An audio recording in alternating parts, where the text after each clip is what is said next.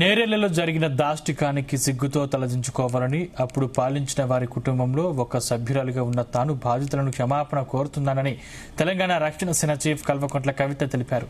నేరెళ్ల ఘటనలో చనిపోయిన గంధం గోపాల్ కుటుంబ సభ్యులను ఆమె పరామర్శించారు.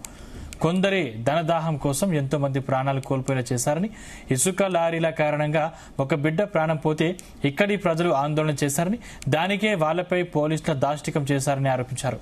5 రోజుల పాటు 8 మందిని ఇష్టానుసారంగా కొట్టారని, జైలర్ కూడా వాళ్లను జైల్లోకి తీసుకోలేమని చెప్పే అంతగా కొట్టారని కల్వకుంట్ల కవిత తెలిపారు. తెలంగాణ రాష్ట్రంలో ఉన్న మనందరం కూడా పిడికిలు బిగించి స్వరాష్ట్రాన్ని సాధించుకున్నాం. రాష్ట్రం వచ్చిన తర్వాత మరి నేరెళ్లలో జరిగినటువంటి ఈ ఘటన సభ్య సమాజం అంతా కూడా సిగ్గుతోని తలవంచుకోవాల్సిన ఘటన. ఈ సంఘటన జరిగినప్పుడు పరిపాలించినటువంటి కుటుంబంలో నేను కూడా ఒక సభ్యురాలుగా ఉన్నా. అందుకని సిగ్గుతో నేను కూడా తలవంచుకుంటున్నా, క్షమించమని మరి అందరిని కూడా మనస్ఫూర్తిగా వేడుకుంటున్నాను. ఎందుకంటే తెలంగాణ రాష్ట్రం వచ్చిందంటే అందరం బాగుండాలి, ప్రతి ఒక్కరికి న్యాయం జరగాలనుకుంటున్నాం. కానీ కొందరి ధనదాహం కోసం మరి నేరెళ్ల గ్రామంలో అనేక మంది ప్రాణాలు కోల్పోయారు. ఆనాడు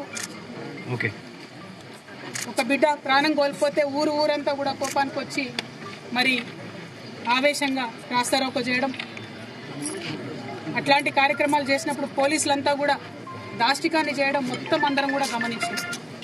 మరి ఇవాళ నేను ఇప్పుడున్నటువంటి ముఖ్యమంత్రి రేవంత్ రెడ్డి గారిని సూటిగా ప్రశ్నిస్తున్నా, బండి సంజయ్ గారిని సూటిగా ప్రశ్నిస్తున్నా, కేటీఆర్ గారిని సూటిగా ప్రశ్నిస్తున్నా. పోలీసు వాళ్ళు నేరెళ్లలో 8 మందిని తీసుకుపోయి 5 రోజుల వరకు వాళ్ళు ఎక్కడున్నారో చెప్పకుండా విపరీతంగా వారిని కొట్టి కనీసం జైలర్ కూడా నేను తీసుకోలేను అనేటటువంటి పరిస్థితి తీసుకొస్తే ఇంతవరకు ఒక్క పోలీసు వాడికన్నా శిక్ష పడ్డదా?